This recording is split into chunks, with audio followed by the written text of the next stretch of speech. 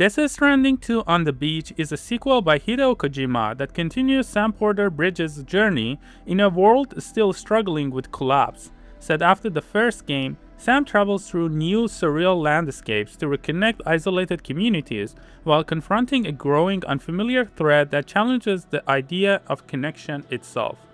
Throughout the game, Fragile, Charlie, Dollman, and the organizational apparatus of Drawbridge dictate his routes and manage his actions, similar to how Bridges and UCA did in the first game.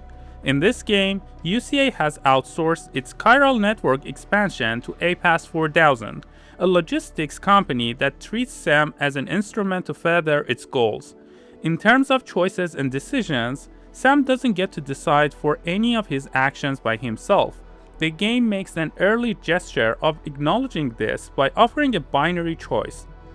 I'll do it or I won't do it when Fragile asks Sam to join Drawbridge and reconnect Mexico and Australia to the chiral network. This choice is of course entirely illusory. If players choose the second option, they get locked into a loop that eventually forces them to choose the first option. Sam's limited awareness of the larger political situation, combined with his function as a logistical tool, reveals how the game positions both character and player within a tightly controlled system. Even when the game appears to offer agency, that agency is almost always theatrical. In this video, we argue that Death Stranding 2's diegetic music player and the interruptions caused by cinematic music and change in atmosphere are a metaphor for Sam's and players' limited agency in the game. The distinction between diegetic and non-diegetic sound has its roots in classical film theory, where it refers to whether sound belongs to the story world or exists only for the audience outside it. In Unheard Melodies, Claudia Gorbman argues that in movies, non-diegetic music acts as an emotional anchor, to bypass our psychic sensor and tell us how to feel about a scene without us realizing we are being directed. David Neumeyer expands this idea and proposes that diegetic-non-diegetic distinction be understood not as a static binary, but as part of a broader cognitive process. He argues that this distinction is really about how the listener actively figures out where the music belongs in the narrative over time. Neumeyer's framework is useful in this analysis as it moves beyond the origin of music to how the listener or player situates it within the narrative. In Death Stranding 2, during traversal, the game constantly blurs this line.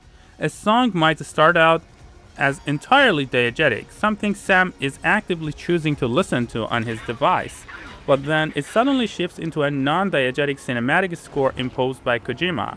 Unlike movies, in video games, the player is both the observer and participant.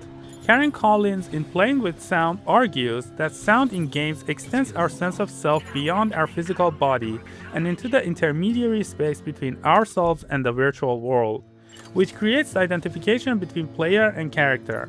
When the player selects tracks for Sam's music player, they are interacting with sound. When a pre-scripted song with on-screen artist credits overrides that selection, they are pushed back into passive reception. I want to argue that the moment the game forces you to stop controlling the music and just listen passively, it's making a very deliberate point. It's actively taking away the illusion of freedom that the music player just handed you. Isabel Van Elfren's work on music and virtuality in games examines how the diegetic status of music in games is often deliberately destabilized and how games frequently exploit the diegetic-non-diegetic distinction to produce specific emotional and thematic effects. This back-and-forth intervention reinforces the authorial control over the soundscape and broader structure of the game. In Death Stranding 2, musician acknowledges the existence of the music player and tells Sam how to use it, which makes its diegesis very explicit. Sam can build a playlist, and listening to it while traversing represents a genuine novelty in Death Stranding series that places sound design partially in the hands of the player character. In this sense, the music becomes an extension of Sam's and the player's subjectivity rather than a directional overlay. However, this sense of agency gets constantly disrupted by mechanical or authorial interventions.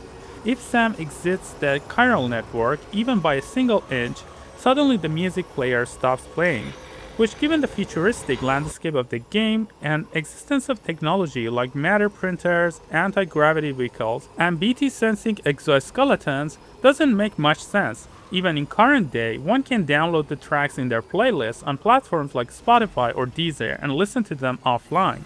But somehow, Sam has only the option to directly stream within the chiral network. As the game progresses and more areas get connected to the chiral network, this limitation becomes less and less oppressive. However, there are two other ways the game stops your music from playing and gives the aural control back to the director. If you reach PT territories, which are filled with semi-invisible enemies, the music player completely stops and you hear specific alarms as lights on your vehicle start to flicker. The music you were listening to gets replaced by intangible sounds typical of horror soundscapes. Until you clear the BT territory or leave the area, you won't be able to resume your music. A logical explanation of this could be that BTs are sensitive to sound and will easily locate and overwhelm you. But later on in the game, when you have obtained all late game weapons, grenades, and upgrades, facing BTs head-on doesn't seem that threatening anymore. Despite that, the game doesn't give you the option to fight them off while listening to your favorite tracks, some of which sync really well with the action on the screen. While this mechanical trigger can be justified by logics of the game, the non-diegetic music that plays when players reach specific scenic locations seem to be devoid of any mechanical elements. When players reach certain spectacles such as glorious mountains, hills, lakes, and ridges, suddenly the music player stops and you start to hear a track specifically curated for exploring that section of the game. In these moments, the game imposes pre-scripted, licensed songs complete with on-screen artist credits. These tracks have no source within the story world. They accompany cinematic spectacle rather than Sam's subjective experience, and they arrive with the pretextual information that explicitly marks them as belonging to a different authorial register. The tracks essentially sever the connections established between the music inside Sam's world, his playlist, his player, and his ears. Ludwig Forssell, the composer of the game, describes the score of Death Stranding 2 as organized around motifs that track character interiority. For example, the same theme for Nirvana appears in a darker and a more human version depending on context.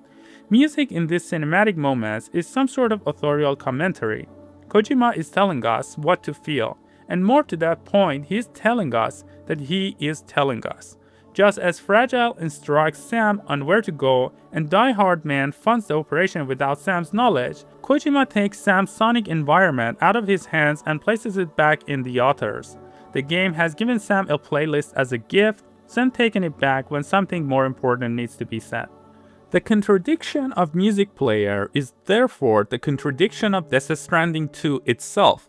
The game gives Sam and the player the feeling of control, but this freedom always exists within a framework designed by someone else. By taking control of the soundtrack away from us, the game makes its own systems of control audible.